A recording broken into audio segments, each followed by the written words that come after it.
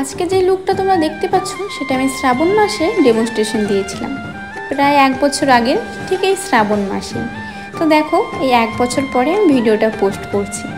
কতটা অলস হলে মানুষ 1 বছর পরে সেই ভিডিও পোস্ট করে। এই যে দেখতে পাচ্ছ ভিডিওর ক্লিপগুলো, এগুলো আমি ইনস্টাগ্রামে ভেবেছিলাম আফটার লুক আর বিফোর লুকের একটা ভিডিও পোস্ট করব, কিন্তু সেটা তো আর হয়ে ওঠেনি।